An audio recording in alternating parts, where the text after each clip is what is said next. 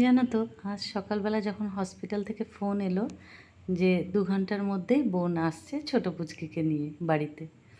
তো আজকেই ওকে ডিসচার্জ করছে হসপিটাল থেকে।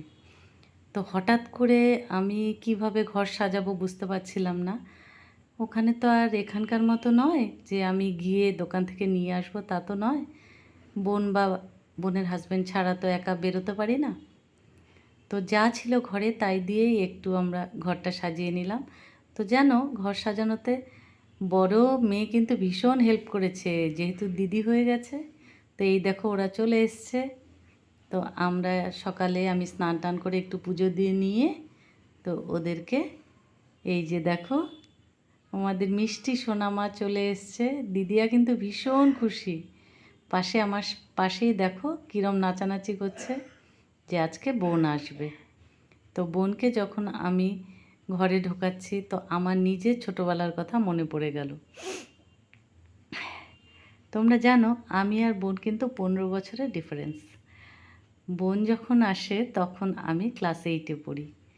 তো তখনকার সময় তো আমি আর এখনকার বাচ্চাদের মতো আমরা ছিলাম না।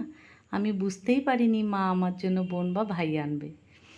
তো আমার দিদা যেদিন আমায় বলেছিল যে মা তোমার জন্য বোন বা ভাই কিছু আনতে গেছে, তো আমার না ভীষণ রাগ হয়েছিল। তখন আমি ক্লাস 8-এ পড়ি, কষ্টও হয়েছিল।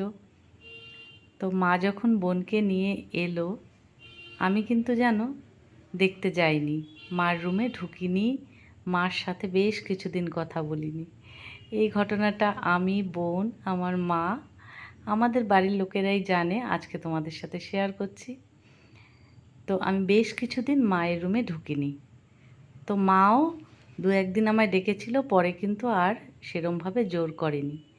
তো বেশ কিছুদিন এভাবে কাটার পর আমি দেখলাম যখন কেউ রুমে থাকতো না, তো আমি না ঢুকতাম রুমে, ঢুকে বোনকে টাচ করতাম। তো একদিন সেটা মা দেখে ফেলেছিল, দেখে বলছে আয় নিবি কোলে। তো আমি বসে পড়েছিলাম। তো আমার কোলে দিয়ে মা বলেছিল আজকের থেকে এই নে, বোনকে দিলাম তোকে।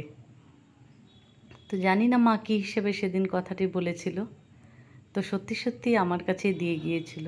মা বাবাকে তো থ্যাংক ইউ বলা যায় না, তবে আজকে বলছি ভাগ্যিস সেদিন বোনকে এনেছিল।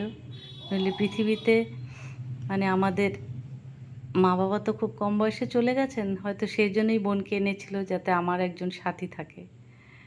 তো আজকে ঘটনাটা তোমাদের সাথে শেয়ার করলাম যে আজকে বোনের মেয়ে যখন এলো খুব মনে পড়লো সেই ছোটোবেলার